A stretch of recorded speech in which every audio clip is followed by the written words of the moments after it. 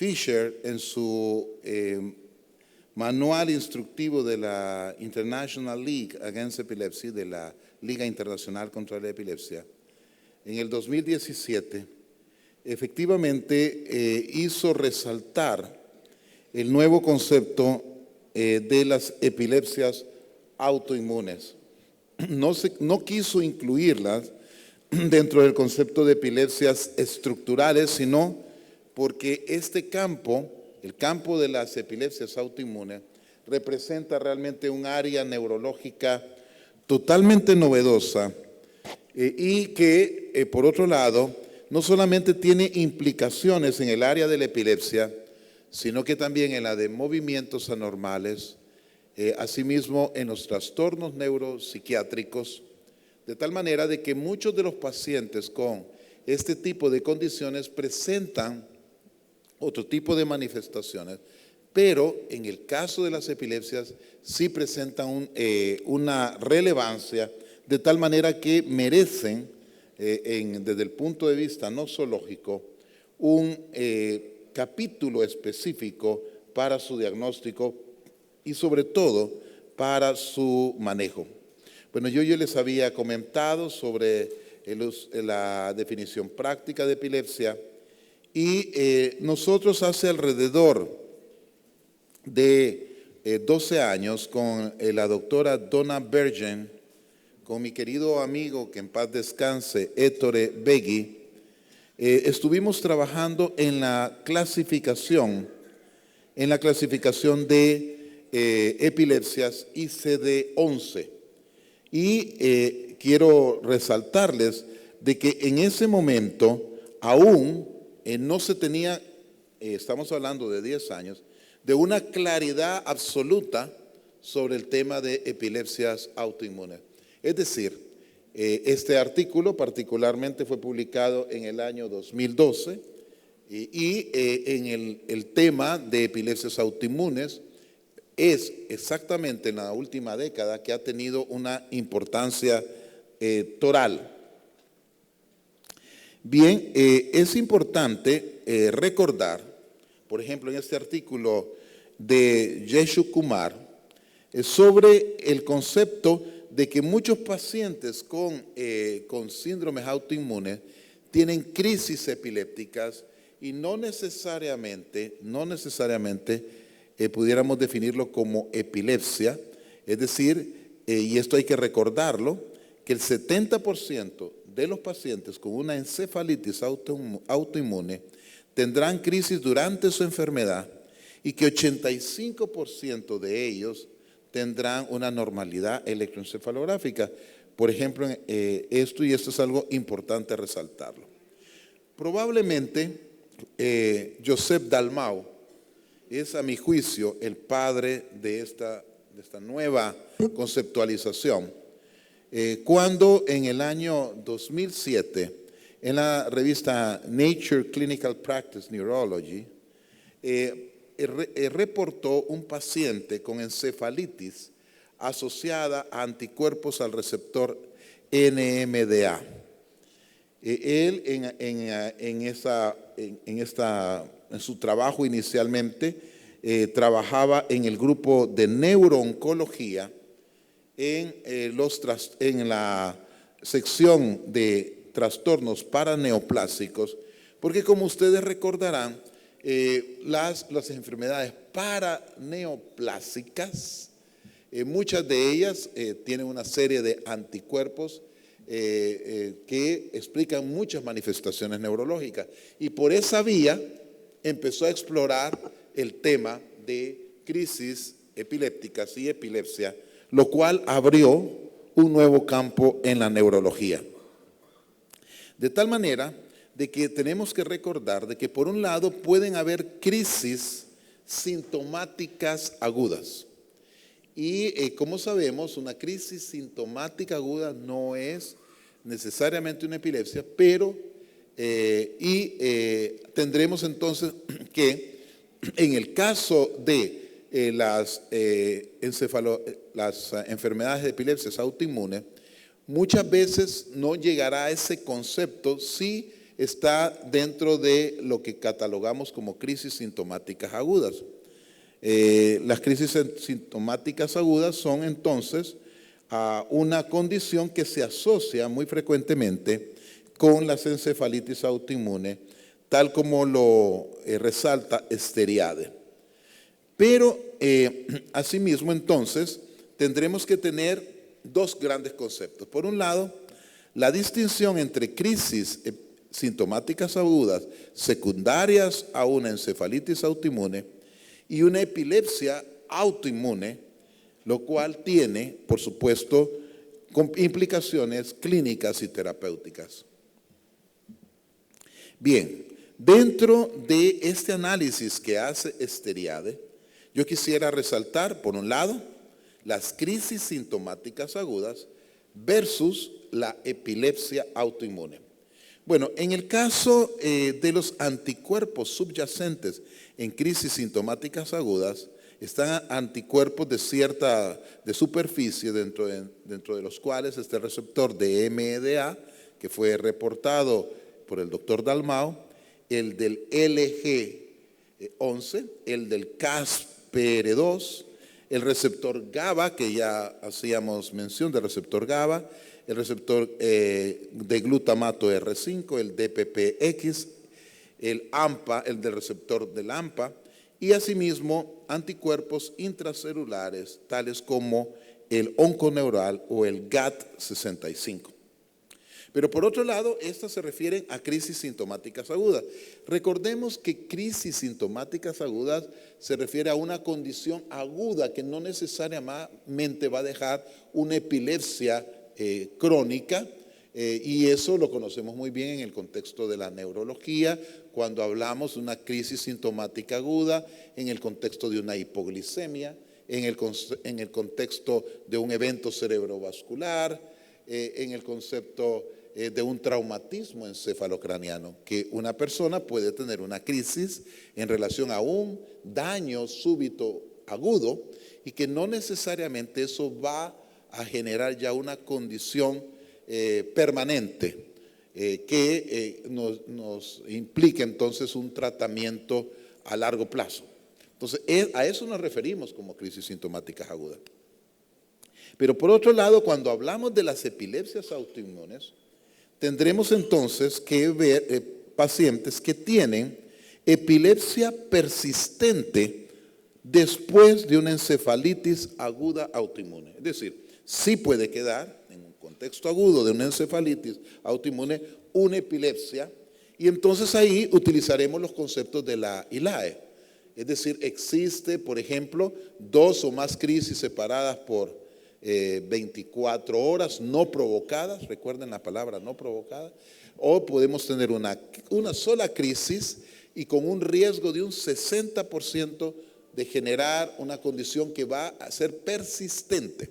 En este caso, por supuesto, una encefalitis autoinmune, después del daño inicial, puede dejar una lesión estructural cerebral que genere ya una epilepsia permanente. Pero también, aquí en este caso, entonces, también hay que incluir la encefalitis de Rasmussen. Y asimismo, los anticuerpos contra antígenos intracelulares, tales como el onconeural o el GAT65. Recordemos, esos 3 subtipos se asocian con epilepsia asociada a autoinmunidad. En el caso de la patofisiología hipotetizada para crisis sintomáticas agudas, los anticuerpos generan una ictiogénesis, es decir, generan crisis. En el caso de las epilepsias autoinmunes, la epileptogénesis es provocada por una patología postencefalítica estructural. Es decir, hay un daño, por ejemplo, en el hipocampo o en forma permanente con pérdida neuronal y alteración de la estructura, lo cual genera ya una epilepsia en forma estable. Y usualmente está relacionada con una inflamación cerebral mediadas por las células T. Bien, esos son los dos conceptos que tendremos que pensar en cuanto a la patofisiología hipotetizada. En cuanto a la terapia, usualmente en el caso de las crisis sintomáticas agudas, la inmunoterapia y medicamentos anticrisis, ¿verdad? Usualmente, si solo es una sola crisis, no será tan efectiva. Pero en el caso de una epilepsia, sabemos de que requeriremos de medicamentos anticrisis, que en muchas oportunidades es epilepsia de difícil control, de tal manera de que se plantea la cirugía de epilepsia, la cual puede ser incompleta, o en el caso de la inmunoterapia, porque ya es algo secuelar, o como en el caso del Rasmussen, también un daño estructural, la inmunoterapia puede tener una pobre respuesta.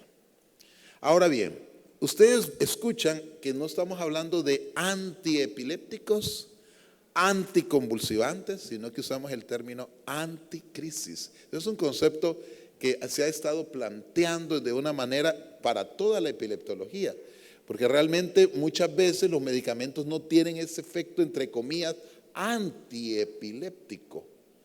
Y no todos son para las convulsiones, porque tenemos crisis focales, crisis que no necesariamente son motoras, convulsivas. Entonces el término que se está usando ahora a nivel internacional es de anti-seizures, anticrisis. Bueno, es un término de varios grupos, incluso de la Organización Mundial de la Salud. En el caso del pronóstico de las crisis sintomáticas agudas, las crisis, porque es una condición aguda, usualmente terminan con la remisión de la encefalitis. Y, por supuesto, al ocurrir esto, entonces el potencial discontinuación de los medicamentos anticrisis y que pueda haber un déficit cognitivo secuelar. Pero en el caso de la epilepsia asociada autoinmune, sabemos que puede generar una epilepsia focal resistente al medicamento y, asimismo, déficits cognitivos en forma persistente. Esta es una excelente revisión hecha por Steriade en la revista Epilepsia sobre Acute Symptomatic Seizures Secondary to Autoimmune Encephalitis and Autoimmune Associated Epilepsy Conceptual Definitions. Bien, aquí vemos entonces sobre el tema una evaluación que también en epilepsia hace otro interesante autor, que es el doctor Shesho Kumar, en el cual evalúa en una revisión sistemática los estudios llevados a cabo sobre crisis en encefalitis autoinmune. En este estudio se identificaron en una base de datos de 5,000 personas. Se logró evaluar alrededor de 3,856, de los cuales fueron excluidos más de la mitad, 2,240, y fueron evaluados en total 1,616 escritos. Bueno, es una cantidad de investigación exponencial que ha habido sobre el tema. Y de estos escritos tuvieron los criterios de inclusión, particularmente 118 estudios, para hacer una evaluación más balanceada de la condición. Bien, como ustedes pueden observar, el problema de anticuerpos subyacentes más importante es el del receptor NMDA. Ese es el primero. Y el segundo es el del LG11. El tercero es del CASPR2. Asimismo, el siguiente es el del GABA-B, el del BGK, el de la encefalopatía de Hashimoto, el GAD65, el GABA-A, el AMPA, entre otros. Y al final el YO. Pero los tres más relevantes, o cuatro más relevantes que tenemos que tener en mente, es el del receptor NMDA, del L11, del CASPR-2 y del GABA-B. Entonces tenemos que tener recordar esto principalmente. Ahora bien, los datos demográficos de estos pacientes es que usualmente la edad media en el NMDA era de personas jóvenes, alrededor de 20 años. En cambio, en el del eje 11 es de personas, de adultos de 57 años, en el caso del GABA-B igual 59 años. Y asimismo se observó entonces que la edad media para los que tenían anticuerpos NMDA era de 18 años, para los del eje 11 en el otro extremo 61 años, lo mismo que los del GABA-B. Y había, por supuesto, un rango extenso entre ambos grupos. En el caso del NMDA hubo una predominancia masculina. Lo mismo en el caso del LG11, una predominancia masculina casi en una relación de 1:3. Lo mismo en el GABA-B, que hubo una predominancia el doble, y casi igual en el caso del BGKC1. Pero en los grupos más frecuentes hubo una predominancia masculina. Ahora bien, en las manifestaciones clínicas, dentro de las manifestaciones clínicas, estos pacientes tenían crisis, cuando había una encefalitis, bastante elevada, ¿verdad? Esto en el caso del NMDA, pacientes con crisis, usualmente tenían estas crisis alrededor entre los 12 a los 29 años, que era el grupo que más presentaba crisis, y una proporción cuando había estos anticuerpos entre el 70 al 92%. Es decir, tener anticuerpos anti-MNDA usualmente es de personas jóvenes, número 1, y número 2, la proporción de personas que van a tener crisis sintomáticas agudas será entre el 70 al 80%. Lo mismo podemos resaltarlo en el caso del LG11, en el que la proporción de pacientes arriba de 65 años era bastante alta, y en el cual en este tipo de condición la proporción de crisis era entre 89 y 93%, incluso más alta. Es decir, que cuando lo compara uno con los anticuerpos ligados al NMDA. Ahora bien, en estos estudios también, por supuesto, el electroencefalograma fue una herramienta importante para el estudio.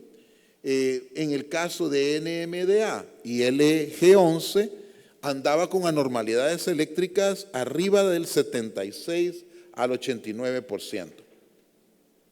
Dentro de incluso registro video electroencefalográfico de crisis epiléptica en estos pacientes, y además alta frecuencia relativa en cuanto a estatus epiléptico. Pero una de las características que hay que resaltar es lo que vemos hay veces en electroencefalografía neonatal, lo que llamamos el delta brush. El delta brush se observa en el neonato como una manifestación eléctrica normal. Pero recuerden, eso no es neonato, son jóvenes o adultos mayores, en el que el delta brush, es decir, una gran onda lenta, y entremezclado con esa onda lenta una actividad superpuesta, rápida, ¿verdad?, sobre la onda lenta. Es decir, se ve, no es una onda lenta lineal, sino que es una onda lenta con alteraciones eléctricas en la morfología de esa onda lenta, el delta brush.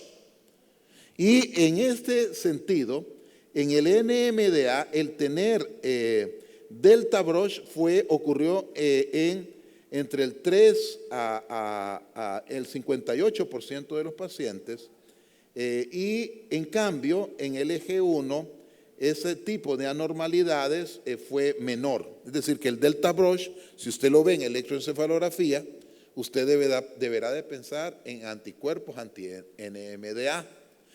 Ahora, anormalidades epileptiformes sí era altamente frecuente en ambos grupos. Y por supuesto, recordemos, es una encefalitis, la actividad lenta, ¿verdad? Ya sea delta o teta, es un dato electroencefalográfico clásico de que hay un daño estructural cerebral, sobre todo si es una actividad delta polimórfica, recuerden, porque es, como sabemos, hay dos grandes grupos de actividades delta, las monomorfas y las polimórficas, pero las polimórficas siempre nos hará pensar en que hay un daño estructural cerebral. Y cuando hablamos de actividad delta polimórfica, nos referimos a ondas delta con una morfología irregular. En cambio, en la monomorfa, que refiere a una lesión a distancia, por ejemplo, una hidrocefalia, como en el caso de Firdas, para poner un ejemplo, es una actividad monótona, monomorfa, ¿verdad?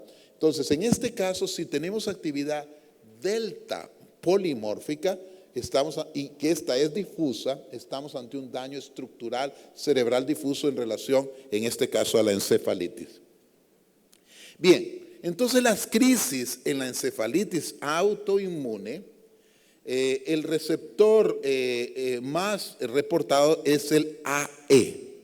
La proporción de pacientes con crisis y anormalidades electroencefalográficas varía, ¿verdad? Y los pacientes, igual aquí lo resaltamos nuevamente, son pacientes más jóvenes. Aquí resaltan de que pudiera no haber diferencia en sexo, en cuanto al género. Entonces, ¿cuáles son las manifestaciones que nos deben de hacer pensar en una encefalitis autoinmune ligada al receptor NMDA? Para que lo tengamos claro, este síndrome descrito por Dalmau, ¿verdad? Bien, en primer lugar, ocurre alrededor de una semana manifestaciones prodrómicas pseudovirales, ¿verdad? Fatiga, cansancio, irritabilidad, molestia. Pero ya cuando entre 1 y 4 semanas ya de instalado las manifestaciones, las más importantes son síntomas psiquiátricos. Dentro de ellos, psicosis, agitación, alucinaciones, manía, verborrea, mutismo, insomnio, déficit nésicos y frecuentemente crisis epiléptica. Es decir, que llegan a donde los psiquiatras y dicen, se psicotizó y tuvo una crisis convulsiva. Y claro, el psiquiatra, si no está listo, está ante una encefalitis autoinmune. Por cierto, este artículo es el artículo publicado en Medicina Clínica que yo les recomiendo por Dalmau, que ahora ya no está en Estados Unidos, sino que regresó a Barcelona. Y entonces es una revisión muy interesante sobre la encefalitis por anticuerpos contra el receptor NMDA. Luego, este tipo de manifestaciones de psicosis, de agitación, de alucinaciones, y recordemos en el caso de manía, el término manía, bueno, puede ser malinterpretado para alguien que no sea médico. Nos referimos a personas que tienen alteración del estado de ánimo, ¿verdad? Grandielocuencia, alegría extrema, hay veces exceso de irritabilidad, hipersexualidad, habla rápida y apresurada, como nos decían los psiquiatras. Habla rápida y apresurada. Bien, de tal manera pues de que esto puede durar semanas o meses. Y si tienen crisis, alucinaciones, los trastornos nésicos, ustedes tienen que pensar en ello. Y luego puede haber una recuperación prolongada con secuelas, con disfunción ejecutiva, impulsividad, desinhibición, es decir, lesiones frontales. Y aquí, o en la fase de cuidados intensivos, pueden haber disquinesias, reacciones disociativas, catatonia. Y recordemos, ¿verdad? Catatonia nos referimos a flexibilidad seria, ¿verdad? Que es importante. O ecolalia, para poner un ejemplo. Coma, disautonomía e hiperventilación. Si usted tiene, los que trabajamos en hospitales psiquiátricos hace muchos años, decimos, ¿cómo se nos fue el diagnóstico? No sabíamos qué era lo que estaba pasando. Muchos de esos pacientes decían era esquizofrenia catatónica. Así, ese era el diagnóstico que llegaba a los hospitales psiquiátricos. Y era un problema neurológico. O decían, no, tiene una psicosis por otra situación, etcétera. No, y si tenía una crisis, no, es algo casual. Lo importante era lo psiquiátrico y manejados de una manera, pues, incorrecta. Bien, la encefalitis por anticuerpos por anti-NMDA se considera probable si cumple los siguientes criterios, de acuerdo con Was y Dalmau. Instalación rápida en menos de 3 meses. De un mínimo de 4 de los siguientes síntomas mayores. Alteración cognitivo-conductual y síntomas psiquiátricos. 2, trastorno del lenguaje. Puede ser o verborreico o un mutismo.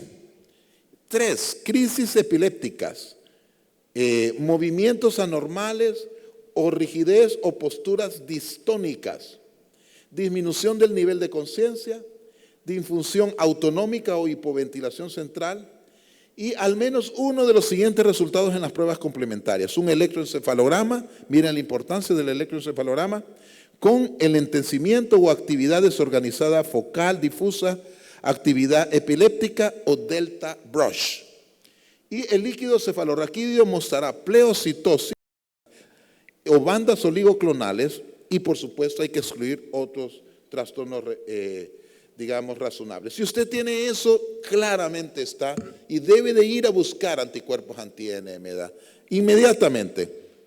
El diagnóstico es definitivo ante la presencia de uno o más de los 6 grupos mayores y anticuerpos IgG, anti-GLU-N1 en líquido cefalorraquídeo.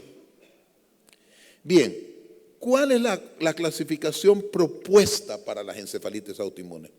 Bueno, puede haber las manifestaciones o el subtipo, manifestación límbica, en el cual hay esas manifestaciones de tipo, sobre todo, maníaca, como trastorno maníaco, o una alteración córtico-subcortical, o cuando hay trastornos del movimiento, disquinesias del estriado, diencefálicas, tallo cerebral, cerebelar, encefalomielitis, meningoencefalomielitis o combinada. Y la clasificación serológica para las encefalitis autoinmunes puede haber anticuerpos intracelulares, anticuerpos contra la superficie y otros antígenos de alta relevancia clínica, tal como NMA, AMPA o LG11. Anticuerpos contra la superficie de baja relevancia serán el del VGK-C y una encefalitis, puede haber por supuesto encefalitis autoinmune seronegativa.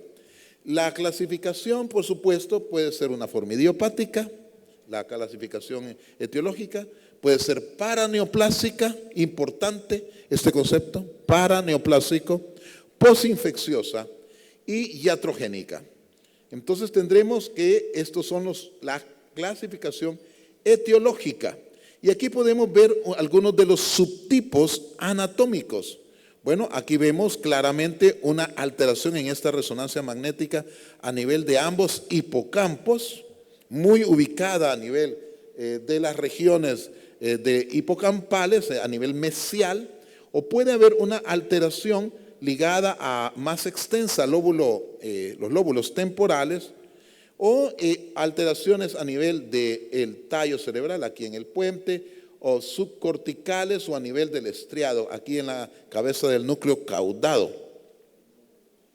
Bien, la encefalitis por anticuerpos contra el NMDA, el tratamiento, dada todavía la ausencia de estudios prospectivos y aleatorizados, las decisiones terapéuticas deben de ser individualizadas y considerar aspectos como la edad del paciente, la presencia de un tumor cuando es el caso de paraneoplásico y la gravedad de la enfermedad. Sobre la base de estudios se recomienda iniciar el tratamiento con metilprednisolona por vía intravenosa 1 gramo diario durante 5 días en adultos, asociado a inmunoglobulinas por vía intravenosa 400 miligramos por kilogramo peso durante 5 días o recambio plasmático. Estamos habituados los neurólogos a usar este tipo de tratamientos en varias condiciones, como sabemos, y junto a la resección quirúrgica completa del tumor, Aunque se desconoce cuál es de ambos, la inmunoglobulina o el recambio plasmático, parece que hay una mayor efectividad, se tiende a prescribir la inmunoglobulina debido a su mayor comodidad de administración. En caso de no obtener una respuesta favorable, Dalmau recomienda como segunda línea el rituximab a una dosis de 375 miligramos por metro cuadrado semanalmente durante 4 semanas, o 1 gramo a 2 gramos separado por 2 semanas, ciclofosfamida 750 miligramos metro cuadrado durante 4 a 6 meses, o en ambos combinados. De tal manera pues de que aquí si lo identificamos tenemos que actuar, ¿verdad? Porque si no, el paciente puede quedar con graves secuelas neurológicas o con una epilepsia de difícil control. En esta gráfica, que es un poquito extensa, es de él mismo, la pregunta primera, ¿existe un tumor? Y si es sí, por supuesto es paraneoplásico y hay que tratar el tumor y hay que dar terapia, inmunoterapia, ¿verdad? Y asimismo, si no hay tumor, es idiopático, ¿verdad? Y por supuesto, aquí habrá que evaluar si corresponde a anti-NMDA y seguir el tratamiento si no mejora el rituximab o la ciclofosfamida. Y si no, la tercera línea es medicamentos con inhibidores de la interleuquina 6, ¿verdad? O el bertosomib. Bien, ahora, ¿qué pasa con la epilepsia asociada autoinmune? La epilepsia asociada autoinmune se refiere, como sabemos, a una epilepsia crónica en un daño cerebral en el cual hay autoinmunidad.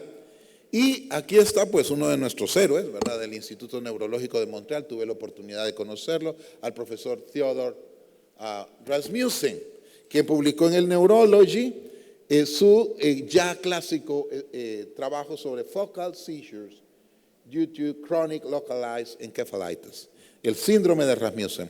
Rasmussen propuso inicialmente la hemisferectomía funcional, pero nosotros seguimos la escuela del profesor Olivier de Lalande, en el cual, aquí vemos a esta pacientita que observé hace 20 años, este video es de hace 20 años, en el cual ustedes ven lo que antes llamábamos de epilepsia partialis continua, así le decíamos.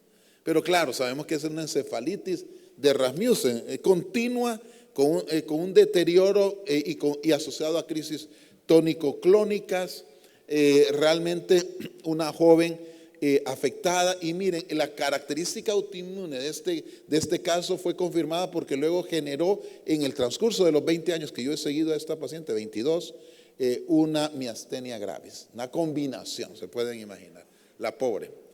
Pero logramos.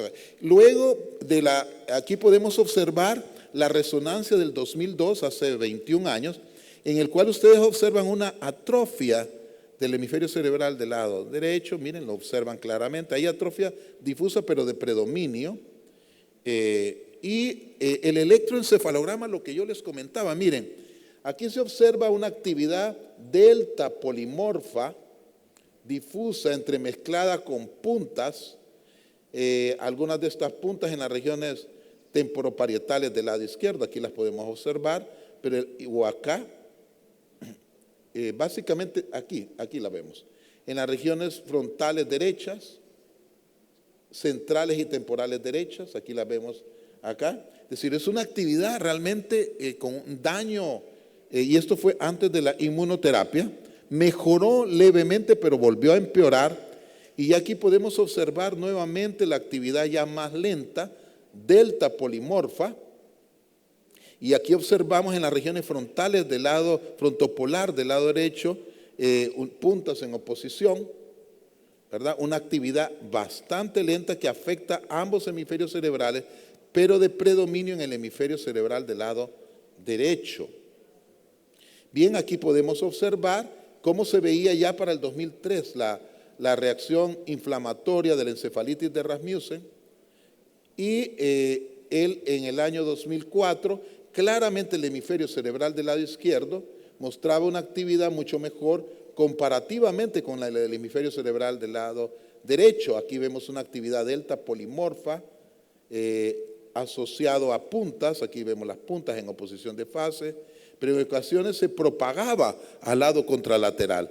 La actividad en el hemisferio cerebral del lado izquierdo era una actividad de teta, de 5 ciclos por segundo, pero podía ser más lenta.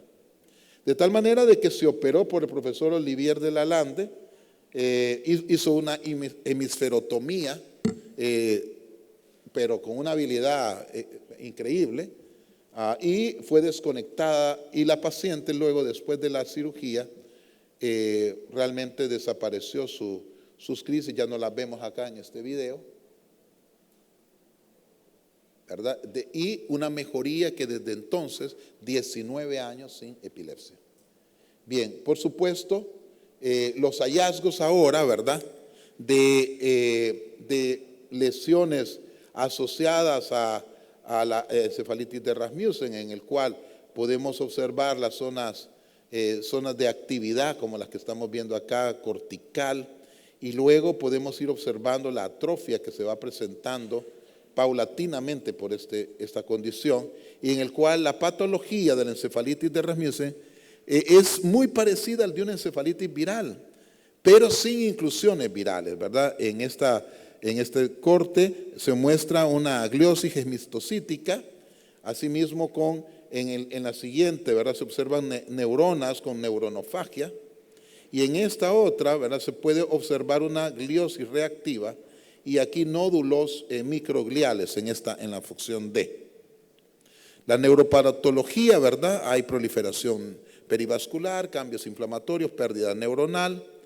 Y bien, usted puede pensar en una encefalitis de Rasmussen si hay crisis focales con déficit cortical unilateral, un electroencefalograma que muestra marcadamente una lentificación y un inicio focal de las crisis, y en la resonancia una marcada lateralizada atrofia cortical focal con alteración de la sustancia gris o blanca y una hiperintensidad en FLAIR y atrofia de la cabeza del núcleo caudado, ¿verdad? Entonces, y claro, en la histopatología, la encefalitis mediada por células T, que son lo clásico. La historia natural, como sabemos, puede haber una fase prodrómica, una fase aguda y una fase residual, y el tratamiento inicialmente se pensaba inmunomodulatorio, pero ahora la hemisferotomía es realmente la condición en este estudio de Kai y Martínez sobre una actualización. Bien, muchas gracias.